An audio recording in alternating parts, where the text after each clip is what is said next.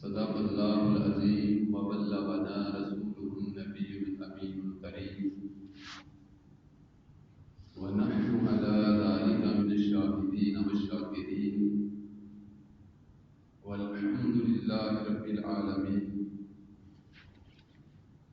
قال الله تبارك وتعالى في شأن حبيبه إن الله وملائكته يصلون على النبي يا أيها الذين آمنوا صلوا عليه وسلموا تسليما. مولاي صل وسلم دائما أبدا على حبيبك خير الخلق كلهم. هو الحبيب الذي ترجى شفاعته لكل هول من الأحوال مقتحم. محمد سيد الكونين والثقلين والفريقين من عرب ومن عجم. يا رب بالمصطفى بلغ مقاصدنا واغفر لنا مدى يا واسع الكرم. مولاي صل وسلم دائما ابدا على حبيبك خير الخلق كلهم. اللهم صل على سيدنا ومولانا محمد وعلى آله وصحبه وبارك وسلم تسليما كثيرا كثيرا.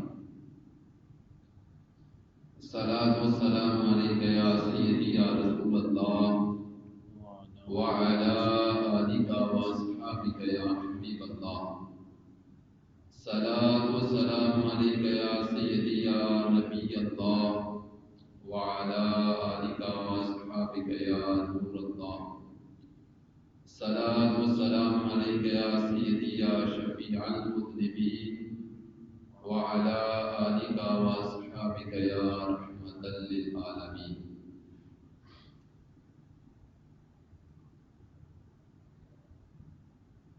اللہ تبارک و تعالی جل جلالہ و عما نوالہ کی حمد و ثنا، تحمید و تقدیس، تمجید کے بعد آقا نعمت رحمت دو عالم نور مجسم محبوب کائنات محبوب خدا سرور انبیاء سردار انبیاء تاجدار کل شہنشاہ مدینہ راحت قلب و سینہ احمد مجتبیٰ ہم سب کے جناب محمد مصطفیٰ علیہ تحیت و ثنا، آپ کی مقدس معطر مبرہ منزہ بارگاہ میں ہدیہ درود و سلام عرض کرنے کے بعد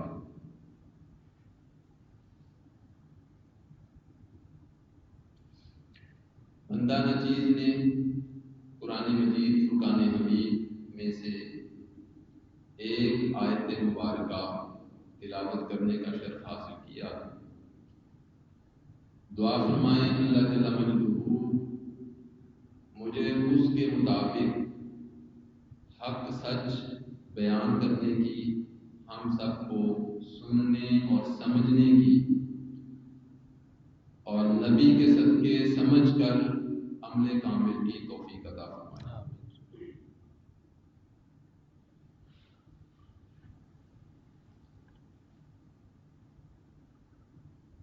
سرکار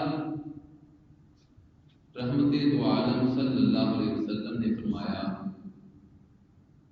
یہ پچھلے جمعہ المبارک میں بھی آپ نے حدیث سماعت کی کہ یہ شعبان کا جو مہینہ ہے یہ میرا مہینہ ہے. تو میں نے سوچا کہ جب یہ مہینہ سرکار کا ہے تو سرکار کے مہینے میں کچھ باتیں سرکار کی کر لیں.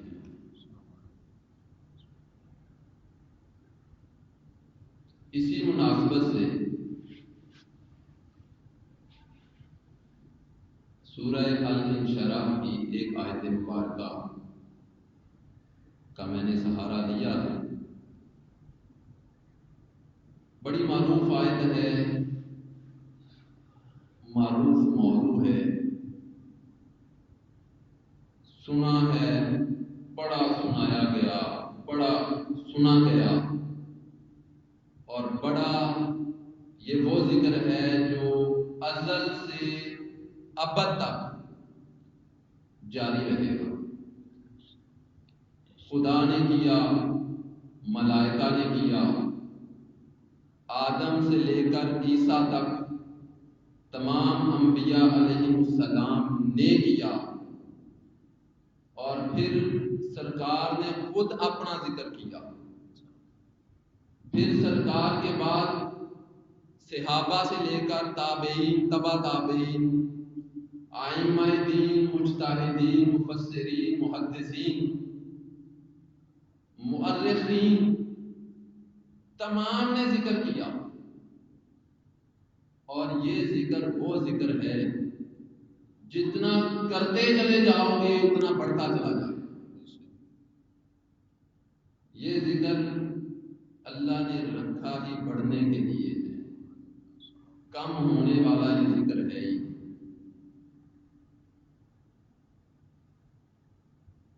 اللہ رب العزت نے فرمایا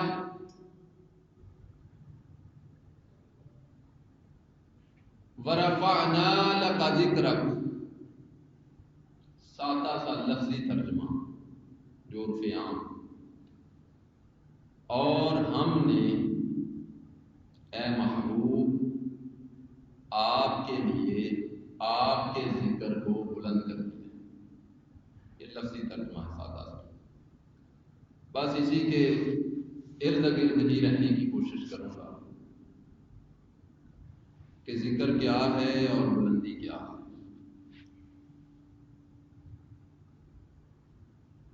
سب سے پہلے اس ترتیب میں اور اس کے لفظوں پہ الگ الگ تھوڑا سا مفہوم سمجھ لیا جائے تو آسانی ہوگی ذکر رسول کو سمجھنے میں۔ اللہ رب العزت نے فرمایا وَرَفَعْنَا، ہم نے بلند کیا۔ یہ جمع متکلم کا صیغہ ہے۔ اب اگر اصول میں دیکھا جائے تو اللہ کی ذات واحد ہے، بلکہ جب اس نے اپنی وحدانیت کا ذکر کیا تو واحد نہیں کہا، اس نے خود کو واحد نہیں کہا، احد کہا۔ اور مفسرین نے لکھا ہے کہ واحد اور احد میں کیا فرق ہے؟ واحد وہ ہوتا ہے جس کے بعد اسنان ہوتا ہے، واحد اسنان ثلاثہ اربع آخر تک۔ تو واحد اس ایک کو کہتے ہیں جس کے بعد 2 3 4 5 آخر تک جو ہے وہ چلتے چلے جاؤ جہاں تک آپ کی رسائی ہو۔ تو واحد اس ایک کو کہتے ہیں جس کے بعد دوسرے کا امکان موجود ہوتا ہے، اور احد اس ایک کو کہتے ہیں جس سے نہ پہلے کسی کا تصور ہے نہ بعد میں کسی کا تصور ہے۔ وہ واحد ایسا ایک کہ نہ جس سے پہلے کوئی ہو نہ جس کے بعد کوئی ہو۔ اس ایک کو جب بلایا جاتا ہے تو عربی میں واحد نہیں احد سے بلایا جاتا ہے۔ اللہ رب العزت نے اپنی توحید کا جب اعلان فرمایا تو قرآن کریم کے اندر فرمایا قل هو اللہ احد۔ اے حبیب آپ اعلان کر رہے ہیں کہ وہ اللہ ایک ہے، یعنی ایسا واحد ہے، ایسا ایک ہے کہ اس کے بعد کوئی دوسرے کا تصور ہی نہیں ہے۔ اب جب وہ واحد کی ذات ہے اور ایسا واحد کہ دوسرے کا تصور نہیں، وہ یکتا اور احد ذات جب اب کوئی اعلان کرے تو اس کو اپنے سیغے میں اپنی ذات میں واحد کے ساتھ بات کرنی چاہیے۔ چاہیے تھا کہ کہتا میں، مگر اس نے میں نہیں کہا، ہم کہا۔ یہ جو میں ہے نا، میں، یہ اللہ کو بھی پسند نہیں کہ یہ بس آج کا انسان ہے جو میں کا پجاری بنا، یہ میں اللہ کو بھی پسند نہیں۔ اگرچہ وہ متکبر ہے، اس کی شان ہے،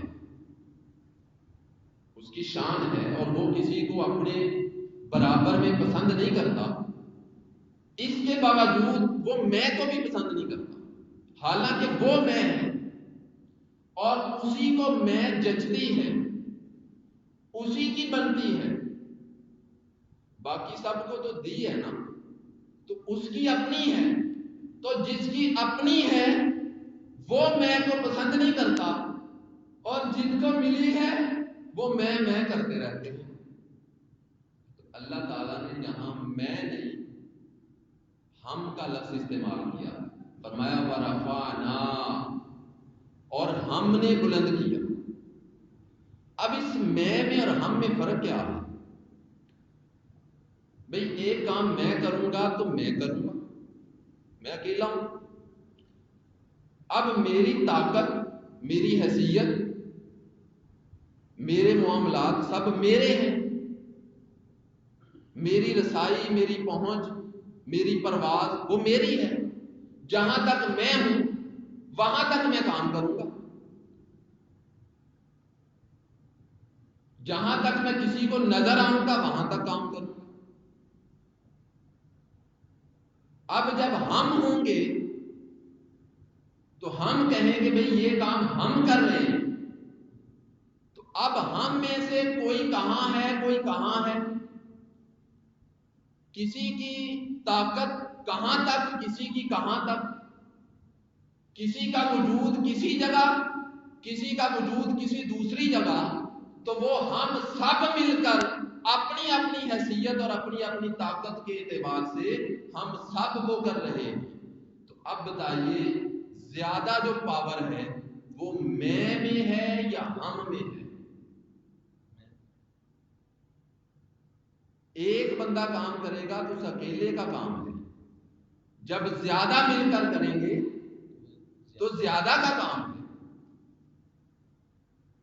تو پاور کس میں زیادہ ہوئی؟ ہم میں۔ پاور کس میں ہوئی؟ ہم میں۔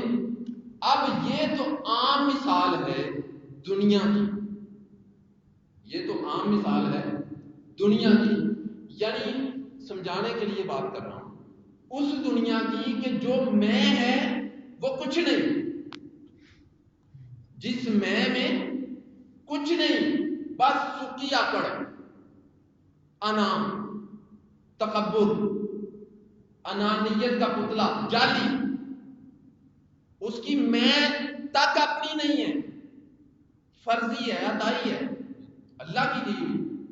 تو یہ جو میں ہے جس کی اپنی نہیں ہے وہ اکیلا کچھ نہیں کر سکتا،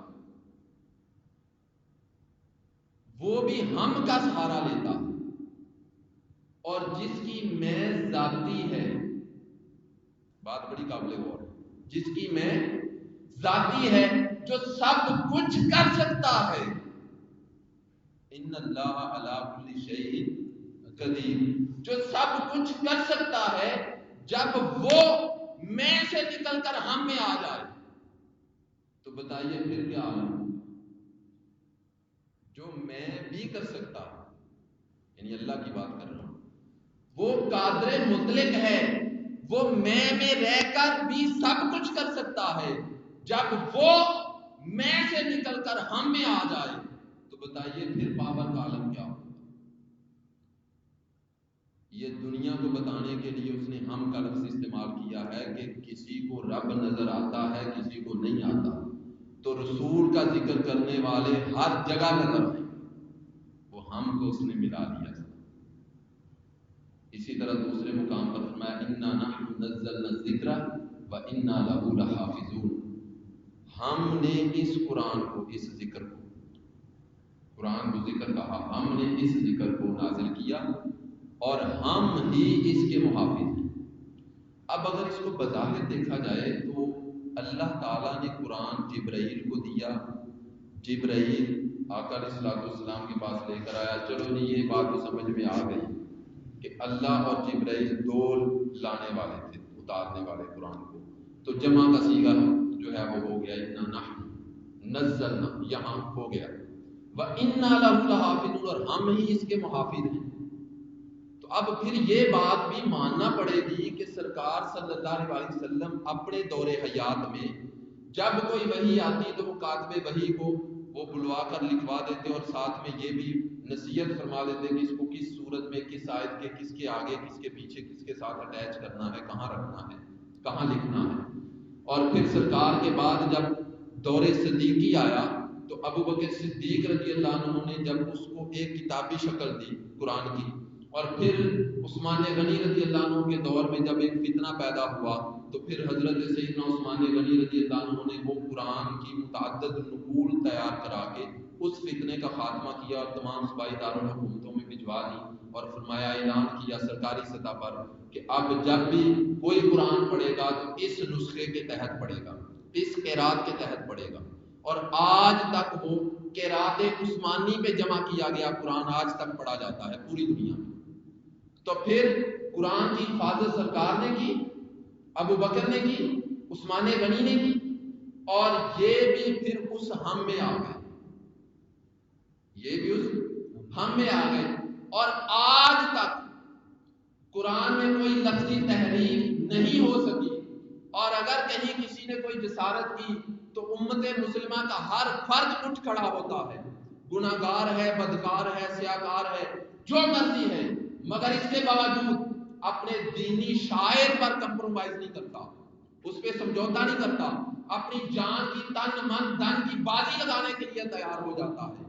تو یہ آج بھی اگر قرآن پر کوئی انگلی اٹھائے تو ہم سب باوجود اس کے کہ ہم فرضی اور ایک نکارہ سے ظاہری دکھاوے کے مسلمان ہیں، اب اصل مسلمان جو اصل مسلمان ہوتا تھا وہ ہم نہیں رہے، اس کے باوجود ہم قرآن پر اور اس کے رسول پر آج بھی کوئی کمپرومائز نہیں کریں گے، اپنی جان کی بازی بھی لگانی پڑے تو لگا دیں گے۔ تو یہ پھر حفاظت ہم بھی کر رہے ہیں نا، حفاظت ہم بھی کر رہے ہیں۔ تو اللہ تعالیٰ نے اس دور میں اور قیامت تک کے لیے یہ صیغہ متکلم، جمع متکلم کا استعمال کر کے تو یہ بتا دیا کہ اے ذکر رسول کو کم کرنے والوں، یہ ہم بلند کر رہے ہیں۔ اعلیٰ حضرت نے کیا خوب کہا، مٹ گئے مٹتے ہیں مٹ جائیں گے آدھا تیرے، مٹ گئے مٹتے ہیں مٹ جائیں گے آدھا تیرے، نہ مٹا ہے نہ مٹے گا کبھی چرچا تیرا۔ تو یہ کم کرنے والے کم ہوتے گئے، ذکر رسول کو کم کرنے والے کم ہوتے گئے، ذکر رسول کو بلند کرنے والے بلند ہوتے گئے۔ بھئی جہاں کی بات ہوگی وہاں جا کے کرو گے نا، تو جو بلند کرو گے تو اس بلندی کے صدقے پھر آپ کو بھی تو بلندی ملے گی نا۔ تو اللہ رب العزت نے یہاں اعلان فرما دیا کہ اے میرے رسول کے ذکر کو گٹانے والوں، یاد رکھو قیامت تک ایسے لوگ میں امت محمدیہ میں پیدا کروں گا جو میرے رسول کا ذکر علل اعلان کریں گے اور بڑھا چڑھا کے کریں گے، اور سمجھ لو کہ جو میرے رسول کا ذکر کرے، آج میں بتا رہا ہوں برفانا، وہ ہم میں ہوگا۔ ذکر رسول بلند کرنے والے ہم ہیں۔ اور پھر اب یہاں ایک سوال پیدا ہوتا ہے، بھئی یہ اللہ کے ساتھ جب ہم مل گئے، یہ ہم مل گئے نا، تو یہ تو معاذ شرک ہو گیا۔ اللہ تو لاثانی ہے، اور وہ ذات اور صفات کے تقاضوں میں اس کا کوئی ثانی نہیں ہے، کوئی شریک نہیں ہے، اور اگر کسی کو کسی بھی اعتبار سے شریک کرو گے تو شرک ہو جائے گا۔ بھئی آپ مجھے صرف ایک سوال کا جواب دے دیں کہ یہ شرک میں کر رہا ہوں، آج کر لوں؟ اگر یہ شرک ہے تو یہ کیا کس نے؟ میں نے تو نہیں کیا، میں تو صرف بتا رہا ہوں۔ اگر یہ شرک ہے تو پھر جس نے کیا اس پہ فتویٰ لگاؤ۔ تو جس نے کیا ہے اس کا مطلب یہ ہے کہ شرک نہیں ہے، اس کا مطلب یہ ہے کہ شرک نہیں ہے۔ اب دیکھیے نا، ان اللہ و ملائکتہ یصلون علی النبی، بے شک اللہ اور اس کے تمام فرشتے نبی صلی اللہ علیہ وسلم پر درود بھیجتے رہتے ہیں۔ یا ایھا الذین آمنوا صلوا علیہ وسلموا تسلیما، اے ایمان والو تم بھی آپ صلی اللہ علیہ وسلم پر درود اور خوب ادب سے سلام بھیجا کرو۔ تو اب درود خدا بھی بھیجتا ہے، بھیجنے کا ہمیں بھی حکم دے دیا۔ درود خدا بھی بھیجتا ہے، بھیجنے کا حکم ہمیں بھی دے دیا۔ تو اب کیا بنے گا؟ اللہ بھی درود بھیج رہا ہے، بندہ بھی درود بھیج رہا ہے۔ اب درود بھیجنا عمل تو سیم ہو گیا نا، تو شرک ہو گیا۔ پھر قرآن کہتا ہے وَأَوْفُوا بِالْعَهْدِ، وعدہ پورا کرو۔ اب اللہ کی صفت ہے وہ وعدہ پورا کرنے والا، تو اب اس نے ہمیں بھی حکم دے دیا۔ پھر اس نے کہا عدل کرو، خود بھی عادل ہے، ہمیں حکم دے دیا۔ تو اب بندہ بھی عادل ہے، اللہ بھی عادل ہے، تو یہ شرک ہو گیا۔ اور شاعر نے کہا کہ کرم جب آل نبی کا شریک ہوتا ہے، لاکھ بگڑا ہوا کام ٹھیک ہوتا ہے۔ یہ فضیلت ہے درود آل محمد کی کہ اس میں لا شریک بھی شریک ہوتا ہے۔ تو حضرات ذی وقار، یہ شرک نہیں ہے، شرک نہیں ہے، وہ اپنی ذات میں کرتا ہے۔ ہم جو بھی کرتے ہیں اس کی عطا سے کرتے ہیں۔ جب یہ کوئی تصور کر لے کہ جو کر رہا ہوں یہ میرا ذاتی فعل ہے، مجھے کسی کی عطا نہیں، عطا کا منکر ہو جائے تو پھر وہ مشرک ہے۔ تو ہم عطا کے منکر نہیں، ہمارا تو عقیدہ ہی عطا ہے۔ بہرحال اللہ رب العزت نے فرمایا ورفعنا، اے محبوب ہم نے بلند کیا، لاکا، آپ کے لیے، آپ کی خاطر، کوئی اور مقصد نہیں تھا، محبوب فقط آپ کے لیے کیا۔ خدا کی رضا چاہتے ہیں دو عالم، خدا چاہتا ہے رضائے محمد، تو محبوب کے لیے کیا فقط، محبوب تیری خاطر۔ اب کہیں قسمیں اٹھاتا ہے محبوب کی، محبوب کے شہر کی، محبوب کے مکھڑے کی، محبوب کی جو ہے وہ زلفوں کی، تو یہ سب محبوب کے لیے ہے، محبوب کے ناز ہیں، ناز اٹھا رہا ہے۔ اور محبوب بھی ایسا کہ جس نے کبھی ناز دکھایا ہی نہیں۔ محبوب جو ہوتا ہے نا، محبوب اس میں ناز ہوتا ہے، وہ اپنے محب کو ناز دکھا کے اپنی بات منواتا ہے۔ اور محب جو ہوتا ہے اس کی فطرت ہے محب کی، محب اپنے محبوب کے ناز اٹھاتا ہے۔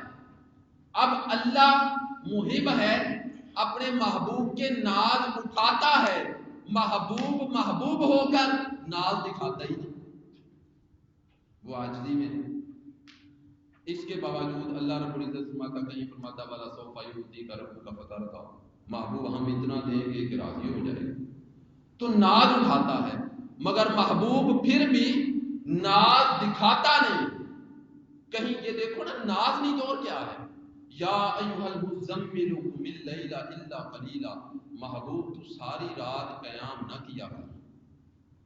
یہ آقا علیہ الصلوۃ والسلام سردیوں کی سرد رات میں چادر اوڑھ کر، کملی اوڑھ کر تو ساری رات قیام کرتے، تو اللہ نے ناز اٹھایا محبوب کا، محبوب تو ساری رات قیام نہ کیا کر، کم قیام کیا کر، کم، نصفہ او انقص منہ قلیلا، آدھی رات یا اس سے بھی کم۔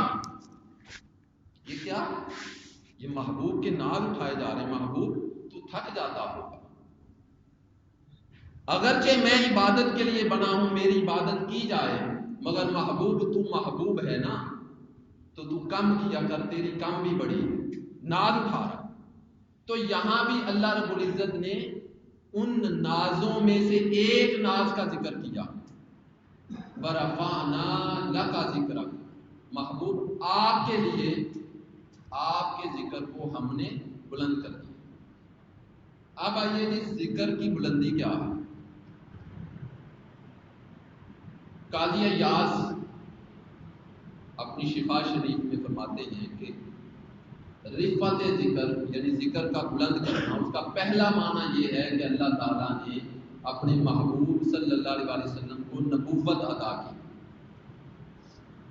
ذکر کی بلندی کا پہلا معنی نبوت عطا کی۔ اب یہاں ایک سوال پیدا ہوتا ہے، اگر نبوت سے ذکر کا بلند کرنا یہ سمجھ لیا جائے تو پھر 1,24,000 انبیاء کا بھی ذکر بلند کیا گیا، تو پھر یہ حضور کا خاصہ گناہ ہے۔ نبوت تو صرف حضور اکیلے کا خاصہ تو نہیں ہے نا، یہ تو کم و بیش 1,24,000 انبیاء کو نبوت ملی، تو پھر حضور کی اسپیشلٹی کیا ہے، حضور کا خاصہ کیا ہے؟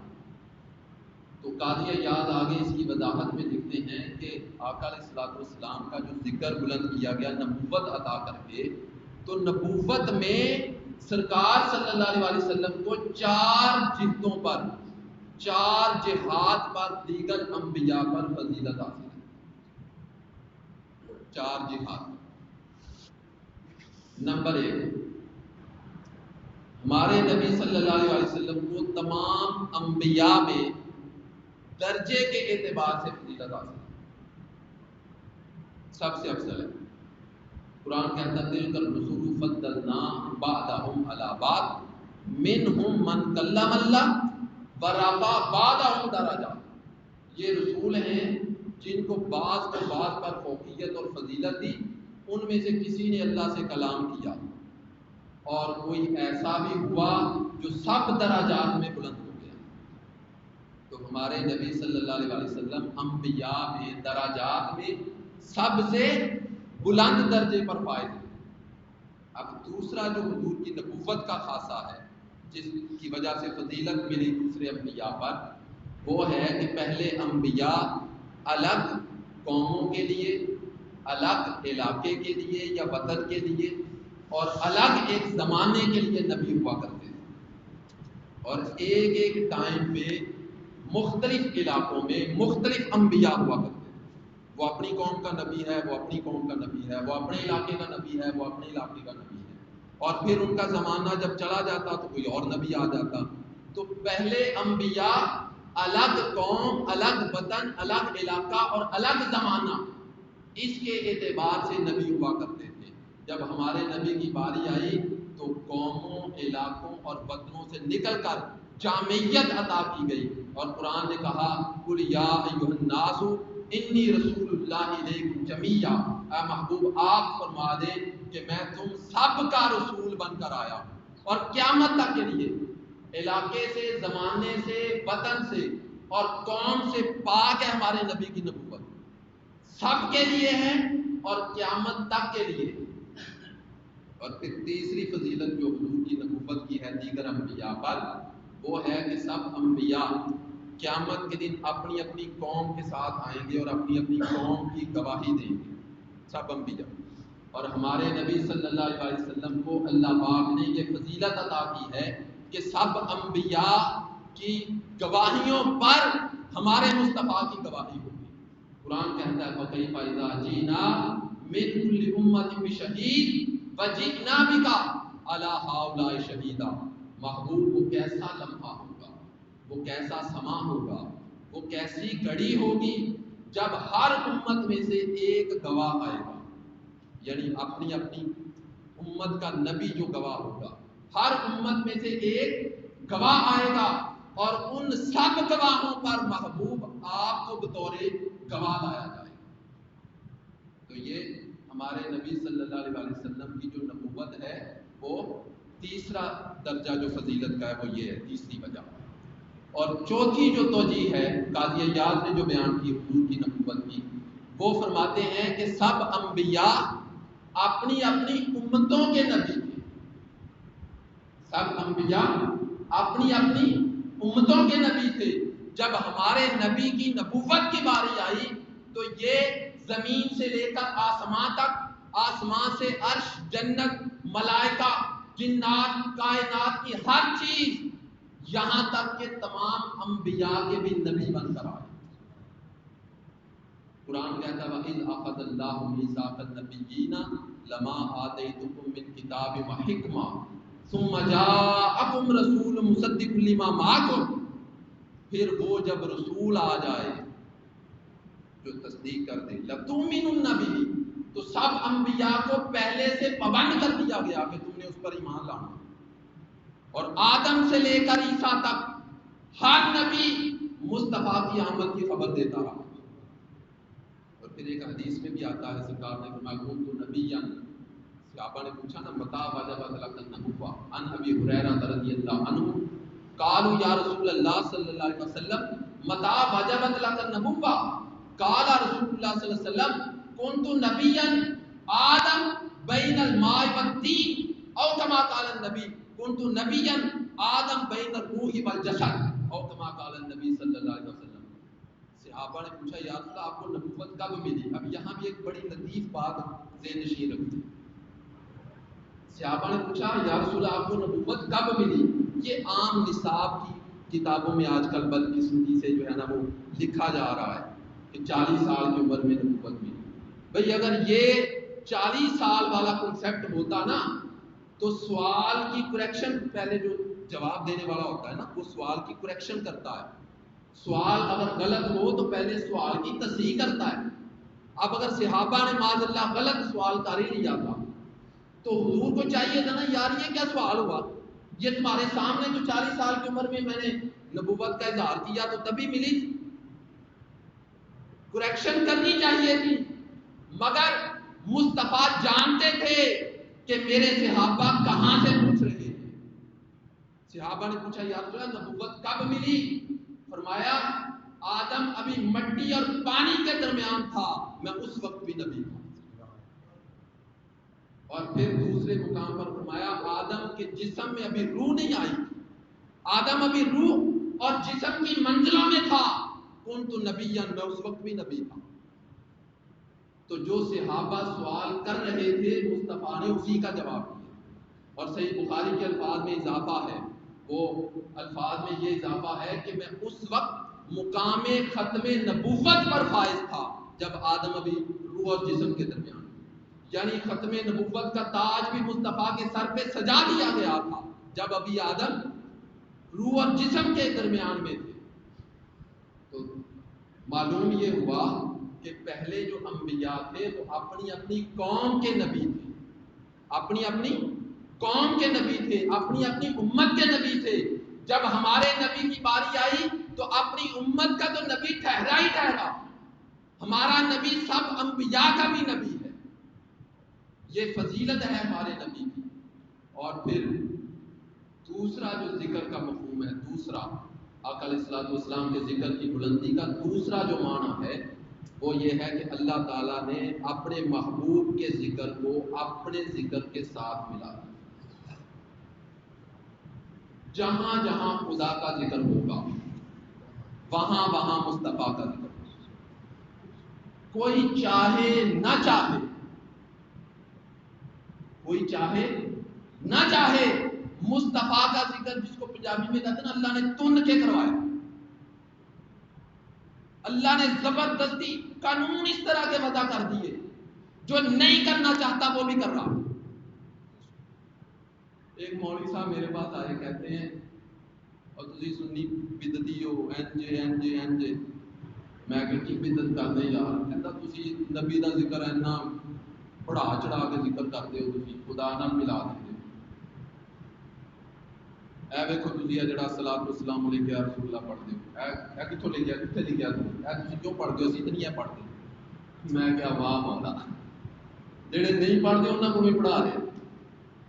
اور میں کہا تو سب تو بڑا منافق، پڑھ بھی رہے ہیں تو کہنا نہیں پڑھتے، یعنی اپنی زبان سے کہہ رہا صلاۃ والسلام علیہ یا رسول اللہ، اسی نہیں پڑھتے، پڑھتے رہے ہیں۔ یعنی جس کو اللہ نے نا زبردستی محبوب کا ذکر کروایا، وہ کہتے جی اسی نہیں پڑھتے، اسی نہیں کرتے، کرن بھی دے تو کتوں کتوں بند کرو گے ذکر رسول، لا الہ الا اللہ محمد رسول اللہ، جب اللہ کا نام لو ساتھ میں محمد کا نام لو گے تو مسلمان ہو گے۔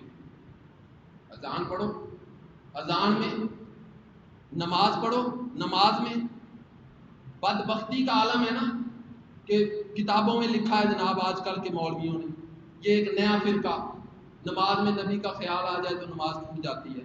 اور بدبختو، اور نماز میں خیال کی بات کرتے ہو، اور جب تک نماز میں السلام علیکہ ایھا النبی پڑھ نہیں لیتے نماز ہوتی نہیں ہے۔ کہ بھئی آپ کسی پر سلام لے رہے ہو تو خیال نہیں آئے گا، میں سلام لوں، اب میں سلام لے رہا ہوں، السلام علیکم حاجی صاحب، حاجی صاحب ادھر بیٹھے، میں ادھر منہ کر کے سلام لایا، السلام علیکم حاجی صاحب، حاجی صاحب نہیں سنتا، بدتمیز مولوی ہے، ممبر رسول تے بیٹھا تے سلام لین دا پتہ ہی نہیں، میں ادھر بیٹھا ہوں منہ ادھر کر کے سلام لے رہا، توجہ تو میری طرف ہے ہی نہیں۔ اور بھائی جس کی طرف سلام دو اس کو توجہ بھی دو، نبی پہ سلام لے رہے ہو تو نبی پہ توجہ ہی نہیں ہے تو سلام کیسے قبول ہوگا؟ جب سلام قبول نہیں ہوگا تو نماز کیسے قبول ہوگی؟ اللہ تعالیٰ نے اپنے نام کے ساتھ، اپنے ذکر کے ساتھ اپنے محبوب کا ذکر رکھ دیا۔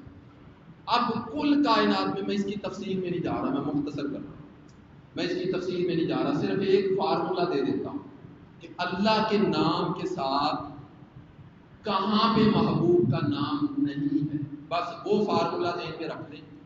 اس کے علاوہ آپ ازل سے ابد تک، ابتدا سے انتہا تک، جہاں تک آپ کا خیال، آپ کا تصور جائے گا، اللہ کے نام کے ساتھ محبوب کا نام ہوگا۔ ایک دوزخ کے دروازے پہ نہیں لکھا سرکار، کہاں نہیں لکھا؟ بولیے تو صحیح، اسی ایسے واسطے دوزخ سے جانا نہیں،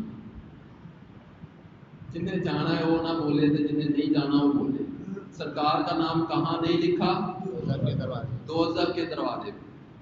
تے جنہ جڑے سرکار نو مانتے نہیں انہاں اوتھے ہی جانا نا جتھے نہیں لکھیا۔ ایک دوزخ کے دروازے پہ نہیں لکھا، اس کی حکمتیں مفسرین نے بیان کی ہیں کہ سرکار کو چونکہ اللہ نے رحمت کا تاج پہنایا، اندر عذاب ہونا ہے، تو اللہ نے فرمایا محبوب تیرا نام میں یہاں اس لیے نہیں لکھتا کہ کہیں کوئی تیری رحمت پر اعتراض نہ کر دے کہ دیکھو باہر تو رحمت کا نام لکھا اور اندر جناب جو ہے نا وہ ڈنڈے بہ رہے ہیں، تو محبوب میں یہاں نا اکیلا نمٹ لیتا ہوں، بس یہاں تیرا نام میں نہیں لکھتا، یہاں میں خود ہی جو ہے ان کے ساتھ خود ہی کر لوں گا جو کرنا ہے، بس تیرا نام، تیری رحمت پر اعتراض نہیں آنے دینا چاہتا۔ اور دوسرا نام محبوب کا، جب ہم جانور ذبح کرتے ہیں نا تو اندر ذبح بوقت ذبح، وہاں محبوب کا نام نہیں ہے، وہاں صرف اللہ کا نام لیا جاتا ہے۔ اور وہاں بھی اس کی حکمت بھی یہی ہے کہ سرکار رحمت ہے، آپ دیکھو نا ایک آپ جانور ذبح کر رہے ہیں تو بھئی اس کی آپ جان لے رہے ہیں، حلال ہے وہ ایک الگ فلسفہ، لیکن آپ ایک جان لے رہے ہیں تو ایک جان لے رہے ہیں اوپر رحمت کا نام لیا جائے تو ایک اعتراض ہو سکتا ہے بھئی چنگی رحمت، اگلے دن تسی جان لے لئیے تو نہ رحمت کری جاتی۔ تو سرکار کو اللہ نے جو رحمت کا تاج پہنایا تو اس رحمت کے تاج پر اعتراض نہ آنے کی وجہ سے جہنم کے دروازے پر اور جانور کو بوقت ذبح دو جگہ پر اللہ نے فقط اپنا نام رکھا ہے، اکیلا ذاتی، اور وہاں پہ محبوب کا نام اللہ کے نام کے ساتھ نہیں ہے۔ ان دو جگہوں کے علاوہ باقی جہاں تک آپ کا خیال اور آپ کا تصور جا سکتا ہے، جہاں تک آپ کی سوچ اور آپ کی پہنچ ہے، خدا کا نام جہاں ہوگا وہاں مصطفیٰ کا نام۔ اور پھر تیسرا مفہوم قاضی ایاز فرماتے ہیں کہ اللہ نے جو حضور کے ذکر کو بلند کیا، فرمایا جعلت کا ذکر من ذکری، یہ بڑی لطیف بات کرتی ہوں، جعلت کا ذکر من ذکری فمن ذکرک ذکرنی، قابل غور بات ہے۔ قاضی ایاز فرماتے ہیں حدیث قدسی اللہ نے فرمایا محبوب تجھے میں نے اپنا ذکر بنا دیا، یہاں اس پہلے مفہوم میں انہوں نے لکھا ہے کہ تیرے ذکر کو اپنا ذکر بنا دیا، تیرے ذکر کو اپنا ذکر بنا دیا، فمن ذکرک ذکرنی، محبوب جو تیرا ذکر کر لے گا وہ تیرا نہیں میرا کر لے گا۔ اب یہاں ایک بات بڑی لطیف ہے، اللہ نے یہ نہیں فرمایا کہ فمن ذکرنی ذکرہ کا، جو میرا ذکر کر لے گا، اللہ اللہ کر لے گا، سمجھ لو کہ اس نے تیرا بھی ذکر کر لیا. یہ نہیں کہا. فرمایا فمن ذکرہ کا، محبوب جو تیرا ذکر کر لے گا، کیونکہ خدا جانتا تھا کہ میرے پہ اعتراض تو کرنا ہی نہیں کسی نے، تو اعتراض تو کرنے والے ہوں گے میرے محبوب پر، تو میں پہلے اعلان کر دوں کہ محبوب جو تیرا ذکر کر لے گا، جو تیرا ذکر کر لے گا، سمجھ لے کہ اس نے میرا ذکر کر لیا. فمن ذکرہ کا ذکرنی، جو تیرا ذکر کرے گا وہ میرا ذکر کرے گا. تو اس کے ضمن میں ایک حدیث میں نے پڑھا کہ ایک بندہ جو ہے نا اگر ساری رات یا رسول اللہ یا رسول اللہ یا رسول اللہ ذکر کرتا رہے، یا حضور پہ درود پڑھتا رہے، یا کسی طرح سرکار کا نام لیتا رہے، کوئی ذاتی نام لے، صفاتی نام لے، سرکار کا ذکر کرتا رہے ساری رات، قیامت کے دن جب اس کا نامہ اعمال کھلا جائے گا تو اس رات کے ذکر میں لکھا ہوگا ساری رات ذکر خدا کرتا. ذکر مصطفیٰ یہ کوئی چھوٹی چیز کا نام نہیں ہے. ذکر مصطفیٰ ذکر خدا ہے. جو کوئی رسول کا ذکر کر لے گا، مصطفیٰ کا ذکر کر لے گا، سمجھ لو کہ اس نے مصطفیٰ کا ذکر ہی نہیں بلکہ خدا کا ذکر کیا. اور پھر آگے چل کر قاضی اعجاز اسی کو مزید ایک لطیف نقطہ بیان کرتے ہیں، کہتے ہیں جعلت کا ذکر من ذکری، محبوب تجھے سراپا، یعنی یہ یہاں پہلے تو بات تھی ذکر کی کہ تیرا ذکر میرا ذکر، جو تجھے یاد کر لے گا وہ مجھے کر لے گا. یہاں بات تو تھی ذکر کی. آگے فرماتے ہیں محبوب جعلت کا ذکر من ذکری، محبوب سراپا تجھے میں نے اپنا ذکر بنا دیا. سراپا تجھے اپنا ذکر بنا دیا ہے. اب سراپا جب تجھے ذکر بنا دیا تو جو تجھے دیکھ لے گا وہ میرا ذکر کر لے گا. جعلت کا ذکر من ذکری، محبوب سراپا تجھے اپنا ذکر بنا دیا، جو تجھے دیکھ لے گا. اب یہاں بھی ایک اور بات ذہن میں رکھ لیں. قرآن کہتا ہے الا بذکر اللہ تطمئن القلوب، خبردار اللہ کے ذکر میں دلوں کا سکون ہے. آج بدقسمتی کا دور ہے، ہر شخص ٹینشن میں ہے، ہر شخص، کوئی امیر ہے کوئی غریب ہے، کسی کو کوئی ٹینشن ہے کسی کو کوئی ٹینشن ہے. یہ دور ہی ٹینشن کا، اور اس ٹینشن کے دور میں دلوں کا سکون تو ہونا چاہیے. ٹینشن کے دور میں بس فرق یہ ہے کسی کی چھوٹی ٹینشن ہے کسی کی بڑی ٹینشن ایک، اور دوسرا فرق یہ ہے کہ کوئی ٹینشن کا اظہار کر لیتا ہے اور کوئی اپنے اندر رکھتا ہے، ظرف بڑا ہوتا ہے، اندر ٹینشن ہوتی ہے باہر چہرے پہ اسمائل ہوتی ہے، مگر ہے ٹینشن. یہ دور ہی ٹینشن کا. تو اس ٹینشن کے دور میں اگر سکون قلب کسی کو میسر آ جائے تو بڑی بات ہے. قرآن کہتا ہے الا بذکر اللہ تطمئن القلوب، خبردار اللہ کے ذکر میں دلوں کا اطمینان ہے، دلوں کا سکون. اب یہ قرآن اللہ کے ذکر، اب ادھر اللہ کے ذکر میں دلوں کا سکون ہے اور ادھر مصطفیٰ کی ذات اللہ کا ذکر ہے، اور صحابہ کو مصطفیٰ کو دیکھنے سے سکون ملتا ہے. اب دیکھیے نا صحیح بخاری کی حدیث، جب آقا علیہ السلام جو ہے نا وہ دو روایات، ایک روایت میں ہے جب آقا علیہ السلام کسی دو قبیلوں کی لڑائی ہوئی تو وہ صلح کرانے کے لیے جب گئے تو ابھی واپس تشریف نہیں لائے گئے، نماز کا ٹائم ہو گیا. مؤذن نے اذان کہی، سیدنا ابوبکر صدیق رضی اللہ عنہ سے عرض کیا کہ سرکار ابھی تشریف نہیں لائے تو میں اقامت کہوں، آپ مصلی امامت میں نماز پڑھا دیں.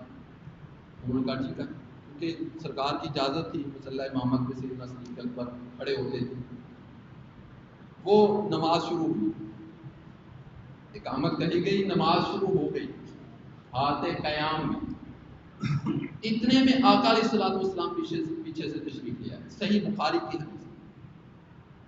جب آقا علیہ السلام تشریف لے آئے، اب مجھے بتائیے کہ جب نماز کھڑی ہو جائے تو کوئی بڑے سے بڑا مفتی اعظم، کوئی غوث اعظم، کوئی ولی کامل، کوئی وزیر اعظم دنیا کے اعتبار سے ہو یا روحانی اعتبار سے پاورفل ہو، بڑے سے بڑا آ جائے، اجازت ہے اس کو صفوں کو جو ہے نا وہ چیرنے کی؟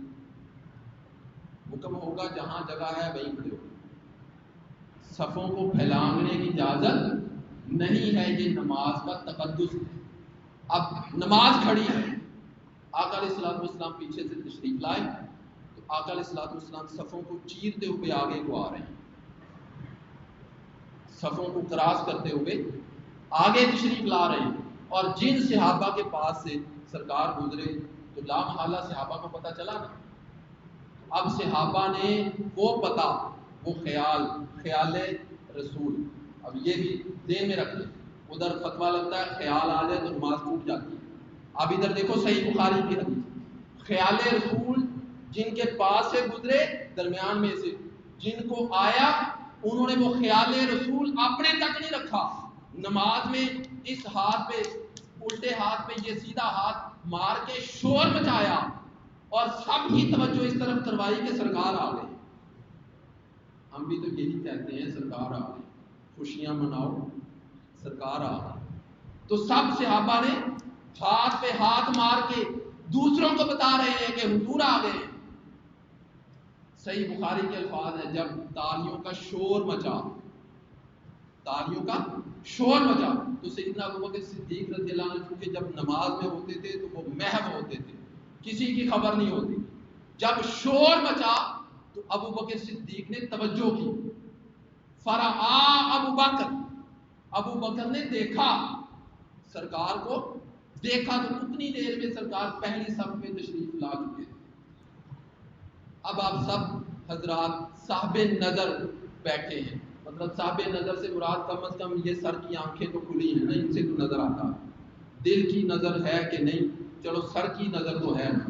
اب مجھے بتائیے کہ میں ادھر بیٹھا ہوں، اب میں نے اپنے پیچھے دیکھنا، ادھر تو منہ کر کے دیکھ لوں گا، آپ میری طرف منہ کر کے بیٹھے ہیں، آپ نے بالکل اپنے پیچھے دیکھنا ہے، ایکسٹریم پہ، بالکل اپنے پیچھے، اس انتہا پہ آپ سیدھا میری طرف منہ کر کے اپنے پیچھے دیکھ لیں گے۔ صحیح بخاری کے الفاظ ہیں، ابو بکر نے رسول اللہ کو دیکھا اور رسول اللہ صلی اللہ علیہ وسلم اس وقت ابو بکر کے پیچھے پہلی صف میں کھڑے تھے۔ کیسے دیکھا بھائی؟ سامنے شیشہ لگا ہوا تو چٹائی کی مسجد تھی کچی، تو کیسے دیکھا؟ صحیح بخاری کے الفاظ ہیں، ذرا بات سمجھ بھی لیں۔ فرعا ابو بکر نے دیکھا، کیسے دیکھا بھائی؟ کم از کم اتنا تو مڑے ہوں گے نا، پیچھے دیکھنے کے لیے اتنا تو مڑے ہوں گے نا۔